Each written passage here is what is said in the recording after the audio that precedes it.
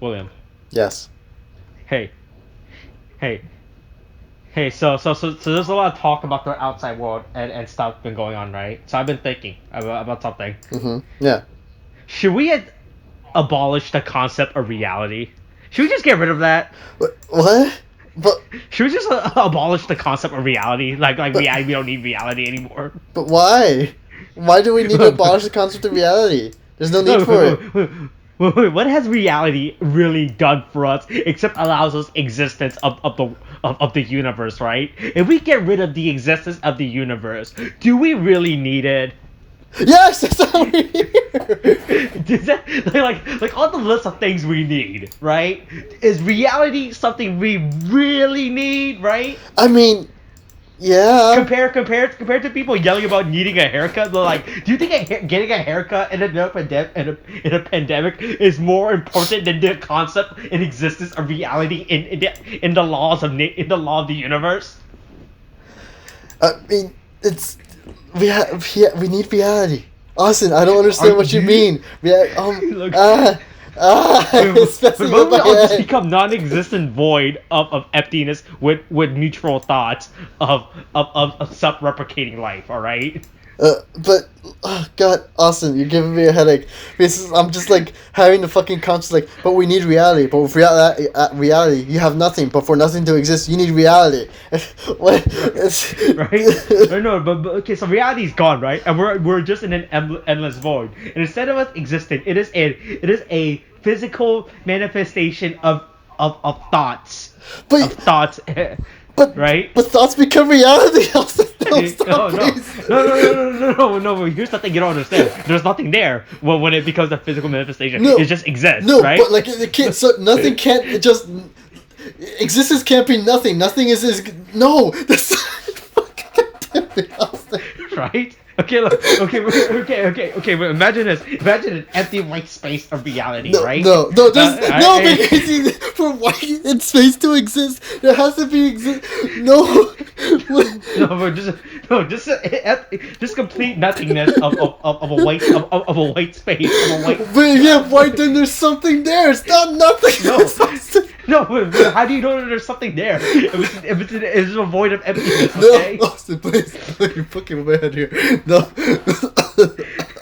Hey, wait, I've been watching a lot of Twilight Zone recently, Oh my alright? God. Oh, I still didn't watch the episode. God damn it. Oh fuck. Oh, you said I watched. I thought you watched it by now. No, What I are you forgot to talking about watch that it, man. shit? I forgot to set a fucking reminder for myself. God damn it! I started talking about that fucking plot twist in that episode. Look, man, you're fucking with me with the fucking twist that reality is nothing and nothing is reality, and it still doesn't make fucking sense, okay? No. Reality exists, okay? I'm just saying we should get rid of it, okay? We can't get rid of reality. Oh my God. Has anyone tried, right? So you know people used to say we couldn't go to the moon, right? But then we did go to the moon, right? What if we tried to get rid of reality, okay? No, you know what? Welcome to the SPOILERCAST for fucking Real Steel. God, fuck. We're ending this right. We're done right here, okay? You're only fucking of Hugh Jackman fighting robots, Austin, okay? oh my God, Austin, please. My head. Oh, this is based on a Twilight. There's a Twilight Zone episode that was adapted from this. For what? Real Steel? Yeah, it's based on a story that later got recreated into a Twilight Zone episode, and now got created into a movie. Really? Yeah. So what was the Twilight episode? What was that like? Oh, it was really bad, low budget. Oh wait, is this the like the newer one that you just didn't like? No, or something? no. It's the black and white footage. Oh, like what, like back in the day, like 1950s? Yeah. Well, it is 1960 according to the link. Wait, how old is Real Steel? 2011. Wait. 2010. What? What? Hold on, this is based on the short story Steel, right? Originally published in the May 1956 edition of the Magazine of Fantasy and Science Fiction. Oh, wow, look at that! And that later added into a 1963 Twilight Zone episode. Yeah. Hey, so I felt very scammed by this movie, by the way. Really? Yeah, this was not a box of sock and robot movie like I really thought. Yeah, I know. I was kind of expecting that too. So it's in complete context. I've never heard. I remember seeing trailer for this movie. Yeah. Right, but I didn't go watch it in theater, and I never bothered keeping up with it after it got released. I just remember seeing the trailer, and I saw people shit post on the internet that this was a that fucking game, that fucking tabletop game where you both control a robot and you press the button for them to fight each other, right? Yeah. That's what I thought this movie. I thought it was based on that. I didn't realize it was based on something else. I legitimately thought it was like a stupid toy movie because this is around the time when Transformers and shit was out, and I think that Battle was it the same year that the Battleship movie came out? I think so. I'll have to look that up actually. Let me look up when Battleship came out. 2012. All right, so it's around the same, pretty much the exact same time frame, right? Yeah, this was in 2011. Yeah, the Battleship came up a year later. So it was around that exact same time frame of this shit being announced. So I legitimately thought for the last 10 years this was a movie based on Box'em Sock'em Robots. So you thought it was based on a toy franchise? Yes, I legitimately thought that's what this movie was. And throughout this movie, I kept waiting for it. All right, where's the Box'em Sock'em Robot? I'm waiting for him to do the Box'em Sock'em Robot. Okay, Jesus.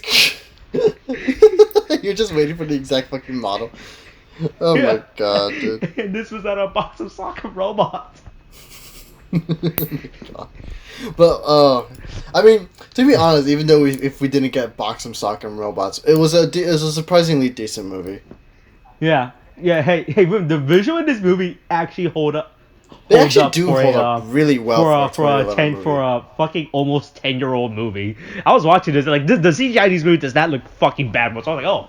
This is pretty good. Like it's not like that fucking super obvious thing you can tell that this was just CGI, but this is like really good CGI. Yeah, not like with fucking what do you call it? Well, I mean it's what like in Transformers, like they're all CGI. I mean they still look good, but it's all CGI. But in here it's like it feels like it fits in. But I think it's also it's helped by the setting that the movie is in, because it's like Also, by the way, I was very confused by the timeline of this movie. I don't know where the fuck this movie took place. Oh wait, when this happened? Yeah. I want to say it's in 2020. They said so. Oh, is it? Yeah, Let's look at the. Yeah. Oh, so it is. In that, where, so like in that, where the fuck are our robots? Yeah, Austin, in that universe, instead of a fucking virus, they got robots. So. Oh damn! What the fuck? We got scammed. We got fucking scammed. We were robbed. We got so fucking. We were robbed. I mean, like honestly, I would prefer it. I mean, can you imagine robot boxing? That'd be fucking great. Yeah, but here's the problem with my problem with that. Hold on, here. I'll talk about it. I'll go more in depth after we read the Wikipedia plot. Yeah. You read the Wikipedia plot. Right. And I just shit post about the Wikipedia plot, like always. But before that, we'll talk about The Last of Us 2. Oh, that's right. I mean, like as much as I kind of want to talk about this movie, I want to talk about The Last of Us 2. Yeah, you do your move. You know what they say in our industry. Let's do this Last of Us 2. Oh my god! I swear to God, who says this? Who says this? Everyone says this. What's the industry? Who is the industry? What is it? Yes. Yes? This is yes? Yeah. Okay. Alright. Okay, Austin. Anyway. Fucking, okay. So, okay, there's a lot to talk about with The Last of Us 2. Because, I mean, honestly, like, the gameplay is fine. I like the gameplay of fucking Loop. But, if you're going into if you're gonna play The Last of Us, the reason you want to play The Last of Us at any point in time is honestly for the story. And in the first Last of Us, it ends well. It ends on it basically closes the loop. It ends on the story. Yeah, like how Joel just it's a good thing nobody that Joel kills, any random NPC that Joel kills in The Last of Us 1 does not affect us in Last of Us 2. God, okay, so that's another issue. But God damn it, Austin. But and it ends on a closed loop, and the ending actually, and the ending that happens is a generous discussion.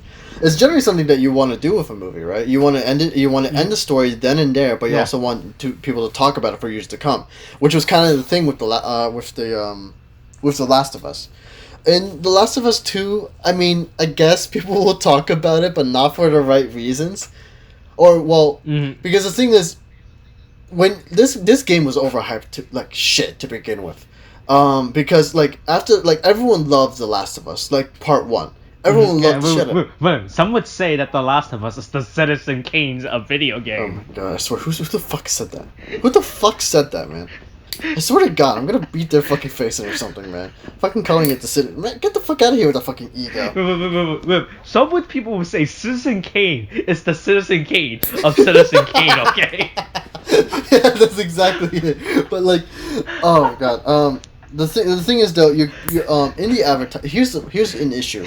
One of the main issues in this game, is probably its advertising. Because the thing is, the way they advertise it is a traumatic event happens, and that causes Ellie to go down into Seattle, Washington on a quest for vengeance, you know? And then the consequences of that vengeance. And you want to see what happens with Ellie. It's said to be Ellie's story. Yeah. And so it's like, you want to see this, and then and then you get like this fucking advertisements where like you get Joel, who's like, and like I don't remember I think this is a story trailer for The Last of Us Part 2. But it's like, you know, Ellie's in a bit of trouble. There's like a fire in the background or something like that. She's about to, but you know, someone grabs her from behind. It's like, "What are you doing here?" She asks afterwards, and then it cuts back, and then you see that like they have Joel in the fucking picture saying, "It was like, well, you didn't expect me to have you do this on your own," that kind of thing, right?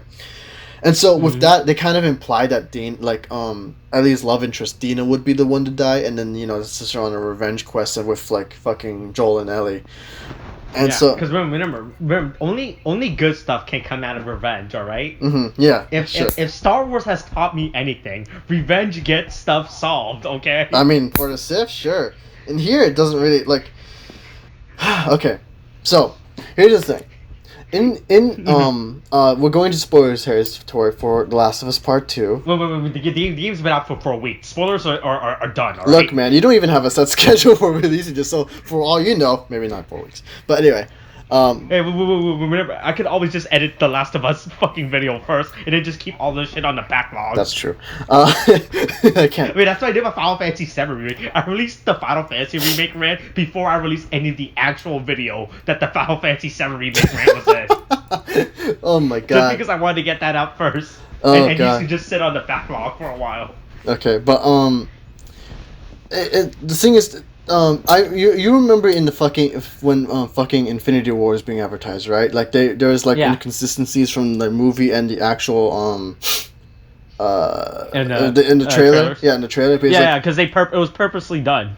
Yeah, to prevent context. Yeah, but the thing is, like in there, it's not the worst thing, if only because those are scenes that you were promised.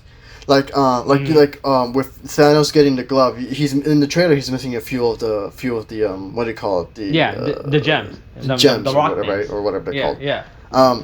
But in the movie, you see that he like let's say in the trailer he had like 3 or 4 missing, right? But in the movie, he actually has those 3 or 4 on his glove. Yeah, I remember that. Right, and you remember that there's like you see like fucking when they're all rushing, like you see like Captain America like running towards the screen with the army behind him. You'll see the Hulk right behind him too, but then in the movie it's just Bruce Banner in the Hulkbuster. Yeah, and so it's like you see that and it's like, oh yeah, like these are different to kind of prevent the spoilers that happen in the movie, and so that you're not asking questions like why is this happening and then why is that happening. But like here but you still get that scene. You and then once you watch the movies, you understand why they did that, right? But they ever like and so The Last of Us Part 2 kind of pulls that to tries to pull in Avengers Infinity War, right? But in this is kind of like a fucking blatant lie, if only because like throughout this whole thing we're promised that it's going to be a revenge story for Ellie, right? And with the way the trailers make it makes it seem like it's going to be Joel and Ellie on this journey together for revenge, right? But you just don't know why. It's only presumed that you maybe think that like Ellie's love interest is like killed off and maybe in an ambush or whatever, right? But in the game, in the first few hours of the fucking game, Joel dies. Right? Yeah. And he's the catalyst for why Ellie's on a revenge story. So two things here. First of all, they should have fucking lied to you in the fact that Joel is like with Ellie on this journey for revenge. And 2, half of this game is very much not about Ellie, which is another issue. Because I can understand why they wanted to do this. Because the thing is, in the first half, like you have it so like, first of all, the way to kill off Joel, as people have pointed out, is the stupidest fucking shit. Because it's a disservice to Joel's character, because in the first game, in part 1, Joel is very much a very he doesn't trust people. He's very cynical. He's lived the life of a survivor from first day of outbreak, and so he knows when something's in ambush. He knows not to trust people. That's essentially his character, and basically because of that, he kind of loses his humanity. But he reconnects it with his humanity through Ellie, and that's fine. But in the second one, Joel saves Abby, his killer, right? And so basically Joel and Tommy, his brother, go off and they rescue Abby. They go survive an intense situation from a horde of infected, and they basically go off to safety, right? But the thing is, Joel and Tommy, it's the way they have it done is they made it seem that he's very he just trusts them straight out, right? And he basically puts himself into a situation where he could become it's just him and Tommy amongst a group of 7 or so people, and so that's not good odds to begin with, and And then Tommy's all like, "Oh yeah, your group is here. We can, we'll just bring you. You can come down to our settlement. And you can restock." Which is also a different thing because the fact is, everyone knows that people here can be can be assholes, and so it's these are people you don't want to just offer them something like that because they could do a fuck ton of damage just by entering your fucking city if you don't know who these people are, if you don't vet them first, which is another issue. And then they kind of just give up their names straight away to a whole bunch of strangers, and it's just it doesn't make sense, at least in terms of Joel and Tommy's character, because they've survived since day of outbreak. They know people can be shitheads, and yet here you have them so they are seemingly naive and untrusting, right? You can make it so that they work together in a survival situation, which they did, but they wouldn't be so trusting afterwards to just say, "Oh yeah, we have a settlement down in this direction," or "Yeah, this is our names," or or whatever. You would try to keep your distance before you would try to get to know them better.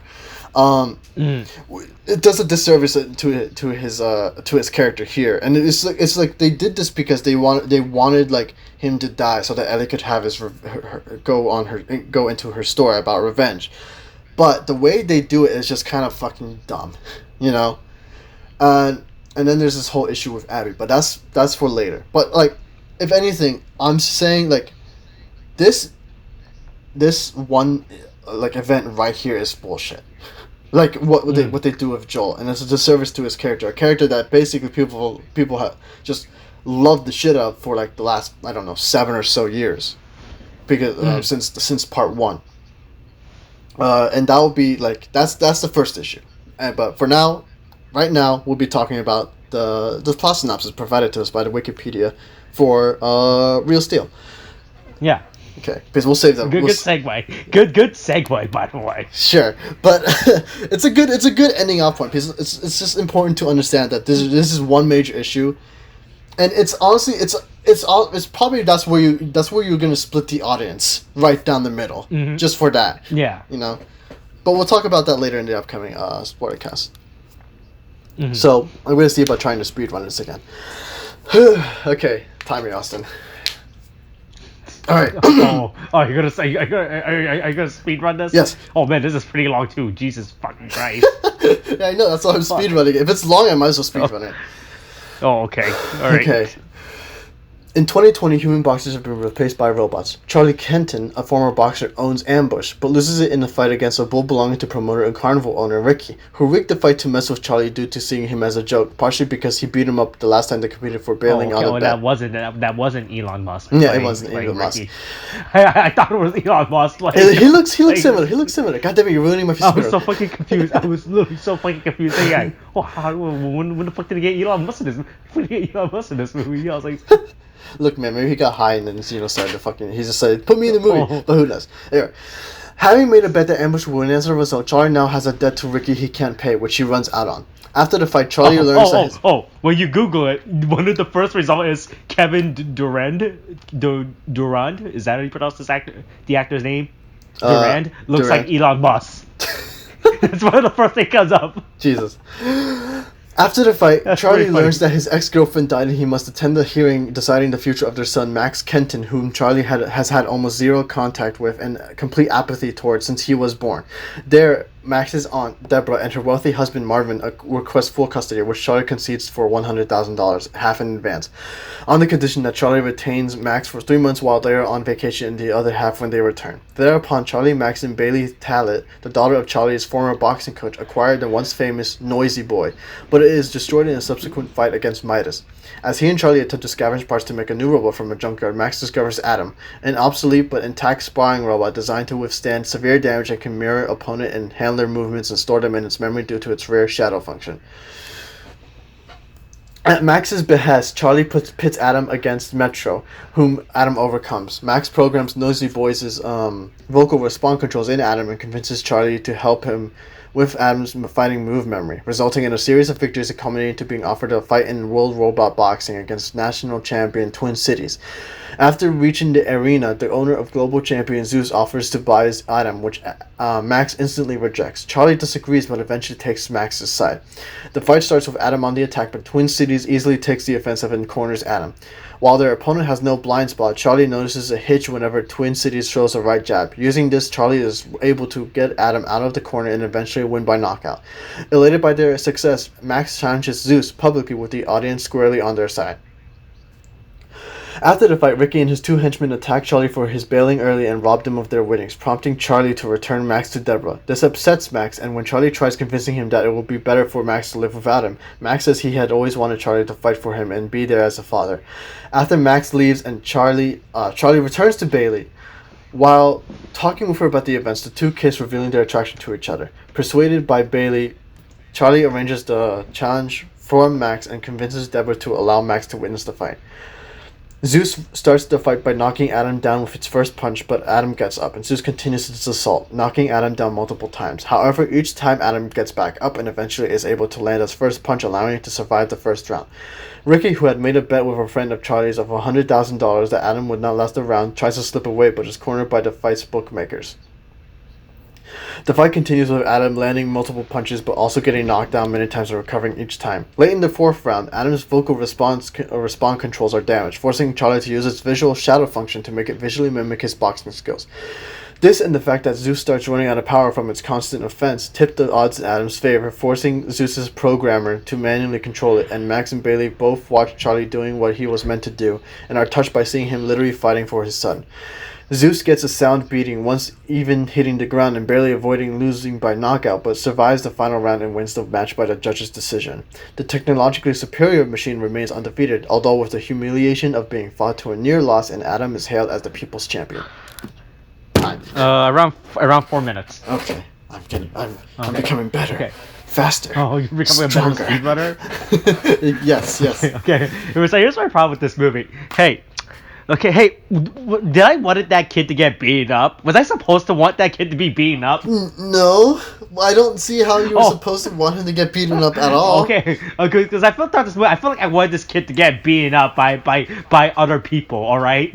Shit, man. That's a little intense. I hate children. Let it be established how much I hate children. I hate little human meat armor. All right. Jesus fuck, dude. Fucking intense. He's just a kid, Austin. He's just a kid. Look, yeah, but he's a punk. I hate this punk kid. I thought he was alright. I mean, if anything, he kind of just pushes like. But one thing I did like is his fondness of Diet Coke. Okay, look, it's good to know that in the year 2020, Diet Coke still exists. All right, oh I was afraid of that. I was afraid. If you were to tell me in 2011 when this movie came out that Diet Coke would be gone, I would have freaked the fuck out.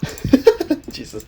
No, but that's my thing. Like, if anything, the only weirdness is like I don't like. He's like, oh, like fucking like the kid doesn't like hamburgers. I'm just weirded out by the fact that there's a kid who doesn't like hamburgers. Like yeah, I don't. yeah, also, yeah. That's also the reason why we should beat up this kid for that he doesn't like hamburgers. Jesus Christ, dude. No, but like, Do you think, I mean, do you think in this timeline that hamburgers are a rare thing? what if it's because we love hamburgers that's the reason for the fucking virus being a thing? What if we just hated hamburgers?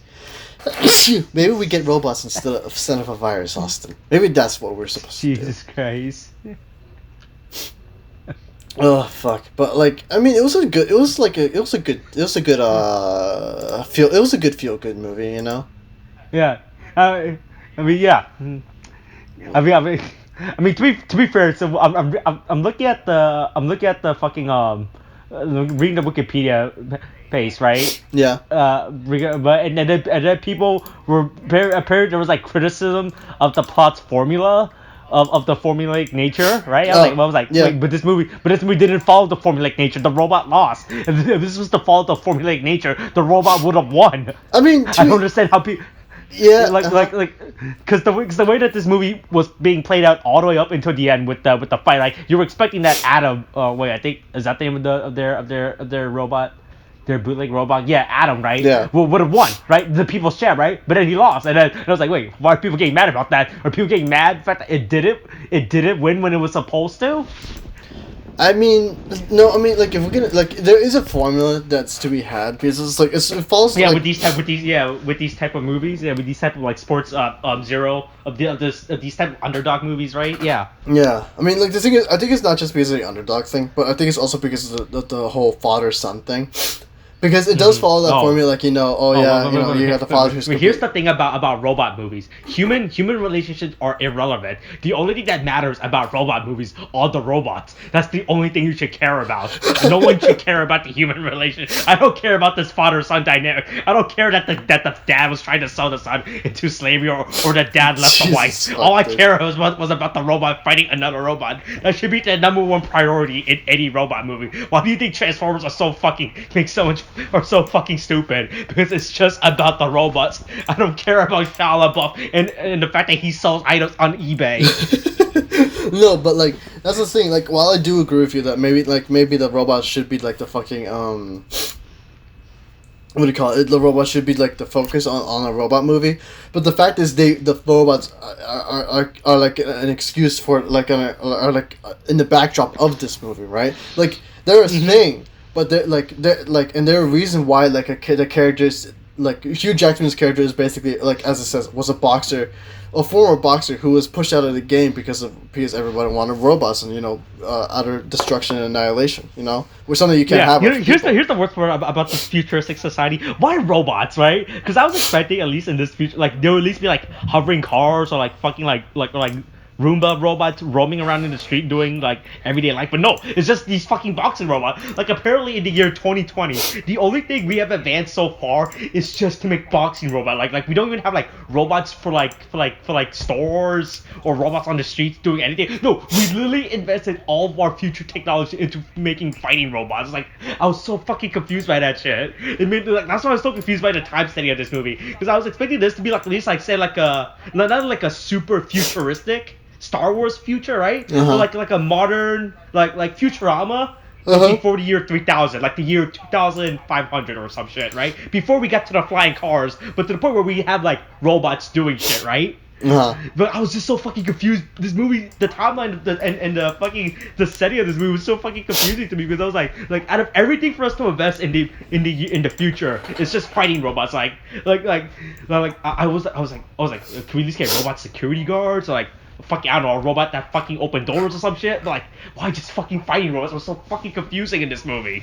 I was so fucking off-tilted by that setting. It made no sense to me. Like, because we see this whole fucking junkyard of fucking dead robots. Like, how the fuck long we have these fucking robots? And in all these years, the only thing we invested was fucking fighting robots? Did no one at any point was like, hey, you know, cars? But what are robots, right? I was so fucking confused about this shit. Where are my robot cars?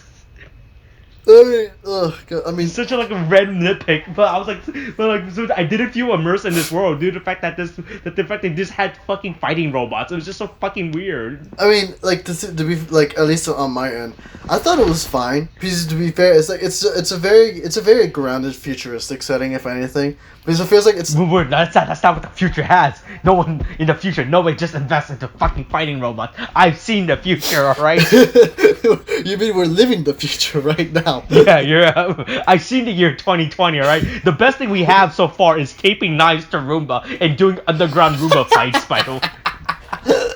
Wait, by the way, once this pandemic is over, I want to do that. I want to start holding underground Roomba fights. Oh my we God. just buy cheap Roombas and we build like a cardboard arena. Then we just throw them in and have them fight each other. Dude, I'm fucking down for that shit. Honestly. Yeah. But Oh just my you guys gotta remember to put up a barrier so in case if they get loose, we still have our Roomba with a knife just fucking going around. I've seen videos.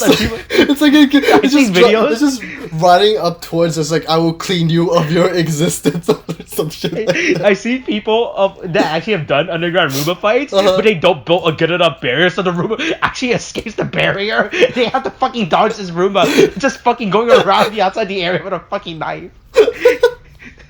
It's really fucking bad and it's stupid at this. Out of the ways for you to injure yourself, that's probably what some of the dumbest way. Like, how'd you get stabbed? Oh yeah, my Roomba stabbed me. Oh my God, dude. Fucking hell. No, but like the movie's fine. It's very formulaic, though, obviously, because the whole father son thing. Because Yeah, like definitely throughout this movie, I knew what with the exception of the last scene with Adam losing, I pretty much figured out the entire movie for it. But I was like, but at that point, am I really complaining a movie about where there's a fucking robot? Like I don't I don't know why people were complaining. You're watching a movie about fucking robots. I don't know what fucking more you were expecting from this movie, right? I would expect more robots, honestly. Yeah. Besides from that, like, it's the same reason why everyone just goes to Transformers. I'm not fucking watching Transformers for like some deep philosophical I just want a basic plot where robots fight each other. That's all I care about, right? So like, I literally did not mind this fucking story. I didn't care how the father and the son are gonna make up by the end of the summer. They're gonna get into a fight. The dad realizes he's in the wrong, yada yada yada. But then they reconcile. I was like. No one gives a fuck about that. We just want to fucking see robots. Like, this movie had like literally the most bare bones plot, the most basic plot ever, right? Mm-hmm. Right? And no one will fucking care, because you know why? Yeah. There's fucking robots. No one's gonna fucking ask questions. Like, that's why if any celebrity would ever go on trial for murder, I would not care unless there's a robot involved, right? Jesus Christ, dude! Holy fuck! If O.J. Simpson supposedly commits another murder, right? As long as it has a robot, that's all I care about. Oh, so if it's a robot lawyer, then you'll care? Yeah. What if it was a robot child, dude?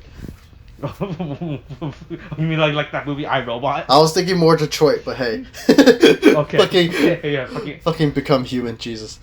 Fuck! I forgot about Detroit. Okay. Yeah, but yeah. Yeah, but yeah. So like you were saying. No, yeah, but it's like I think that might honestly be the reason why Austin Pace like I know the formula thing is like a thing, but I think maybe the only reason that I would be annoyed with this movie is probably the fact that there aren't as many robots as I would expect, you know, because the whole story, the conflict is driven. It's not driven by the robot fights. It's driven by the father-son relationship or the lack of it. Yeah, and also building up Hugh towards Jackman it. is apparently very broke. He does not have any money in the future. Yeah, and so it's like this is a guy down on his luck. If anything, I was kind of expecting more a movie where Hugh Jackman is like, well, he lost it like he used to be a boxer and he wanted to get into boxing again. I was expecting more like he because of the shadow function with Adam. That he was like with this thing. The robot will become Hugh Jackman. Yeah, no, I mean not that, but it's like Hugh Jackman will be able to become. Hugh Jackman die and then he upload his memory into the robot, and then Hugh Jackman, Adam is the new father to what's his kid's name? Max. Max. Yeah. Fucking no, but excuse me.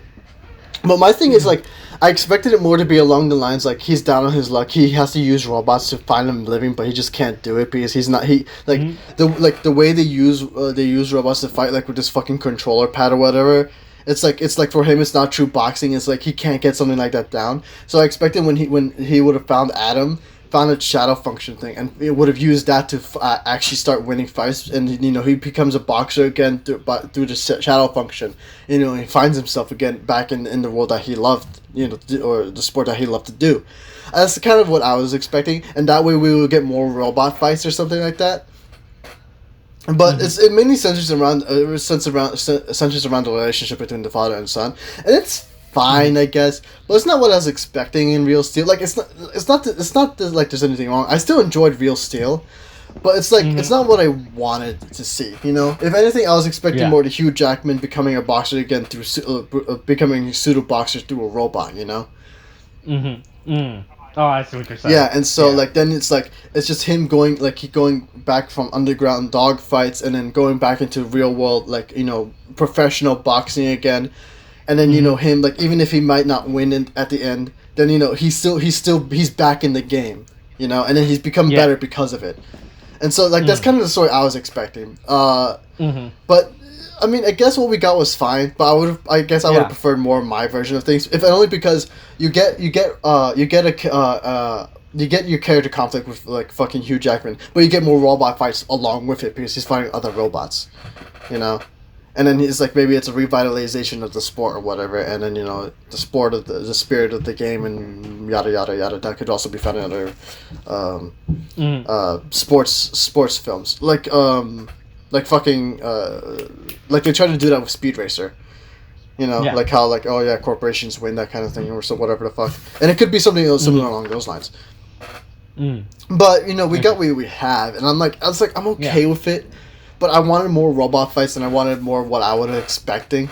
It's not bad, but it's decent, and it's rather. And again, this is a perfectly decent watch movie. You watch I had a good time watching this movie. Yeah, it's you don't regret it. It's it's a good chunk of time that you spend. Yeah. It's a 2-hour movie, but it's can't believe I waited 10 years to watch Nat Box'em Sock'em Robots after expecting after 10 years I was like, all right, I'm finally gonna watch Box'em Sock'em Robots only to be realized, wait, this isn't Box'em Sock'em Robots. Do they still make those? Maybe actually. I'm about to look that up.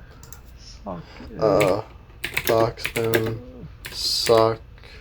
Oh, it's Rock'em. Is it really Rock'em? Is it? Wait, I thought it was Box'em.